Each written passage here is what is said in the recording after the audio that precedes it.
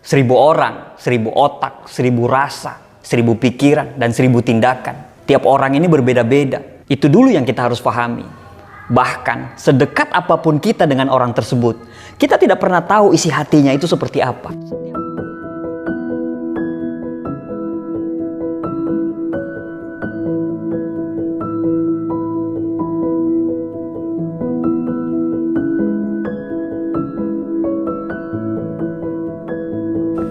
Assalamualaikum warahmatullahi wabarakatuh.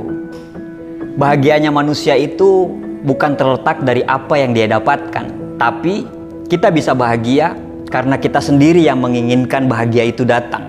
Semuanya tergantung dari mindset dan bagaimana cara kita menyikapi kehidupan ini. Jika kita mampu mengendalikannya dengan baik, maka insya Allah kita akan mendapatkan kenyamanan dan bahagia dalam hidup. Tapi begitu juga sebaliknya, kalau kita nggak pandai menyikapinya, malah bisa berakhir dengan rasa kecewa dan rasa sakit. Apalagi kita ini cuma makhluk sosial yang terkoneksi dengan berbagai macam bentuk-bentuk orang di luar sana. Nah, karena kita ini terkoneksi dengan berbagai macam bentuk orang di luar sana, kita selalu berhubungan dengan orang lain.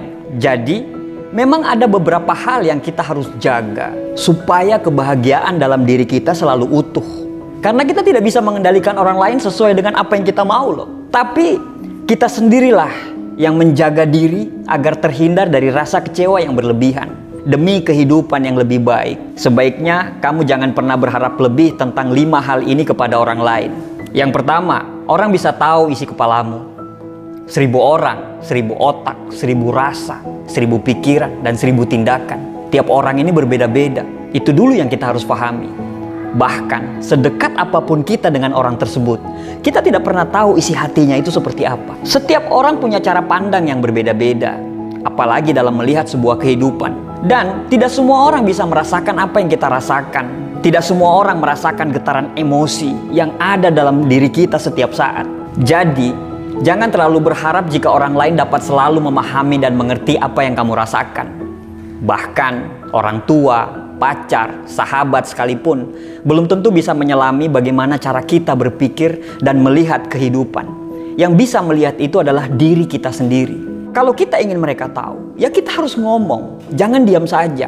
Karena mereka bukan ahli nujum yang bisa membaca semua pikiran kita. Ketika kita berharap orang lain tahu pikiran kita, dan ternyata mereka tidak tahu dan memang mereka nggak akan pernah tahu, kita akan siap-siap kecewa dan menganggap diri mereka itu tidak mengerti diri kita. Padahal kitalah yang salah. Yang kedua, berharap orang bisa selalu ada pada saat kita terpuruk. Saat kamu jaya dan bahagia, bisa jadi banyak orang yang mendekat. Namun, pada saat kamu jatuh dan terpuruk, tidak semua orang bisa berada di sisimu. Ya, begitulah kehidupan. Kamu jangan merasa heran, sedih, apalagi sampai kecewa. Justru saat itulah Tuhan menunjukkan kepada kita mana orang yang tulus dan mana yang tidak. Dari sini kita bisa memetik sebuah pelajaran supaya kita lebih memprioritaskan orang-orang terdekat yang jelas-jelas menunjukkan simpati dan kepeduliannya kepada kita, baik dalam suka maupun dalam duka. Jadi mulailah peduli dengan orang-orang terdekatmu. Tidak perlu menunggu terpuruk dulu untuk tahu mana yang tulus dan mana yang bulus. Karena bisa dipastikan orang-orang yang selalu ada itu adalah keluarga dan teman-teman terdekat yang sudah ada bersama kita, yang sudah sejak lama bersama kita dalam suka maupun duka. Yang ketiga, berharap orang lain membalas kebaikan kita dengan cara yang sama. Dalam hidup ini, gak selamanya perbuatan baik kita kepada orang itu akan dibalas dengan cara yang sama.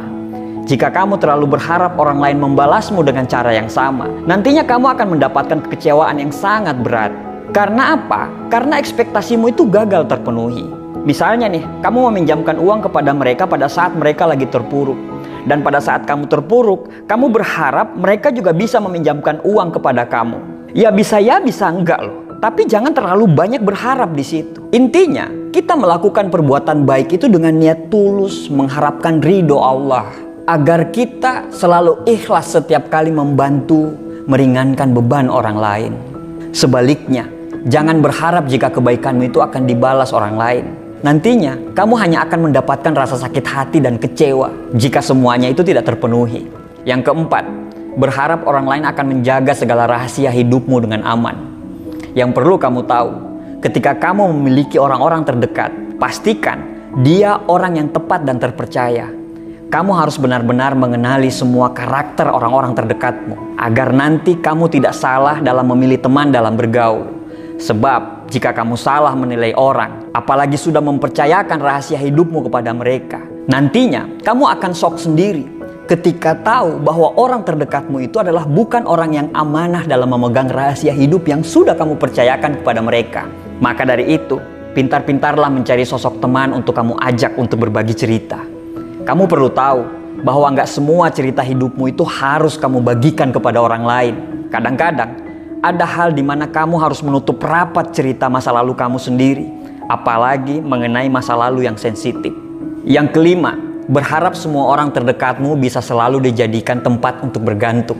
Salah satu sumber ketidakbahagiaan dalam hidup ini adalah ketika kita terlalu menaruh harapan yang lebih kepada manusia dengan menjadikan mereka tempat bergantung. Ingat loh, gak ada satu orang pun yang selalu ada di sisimu setiap waktu, setiap saat, dan mengawalmu selama 24 jam.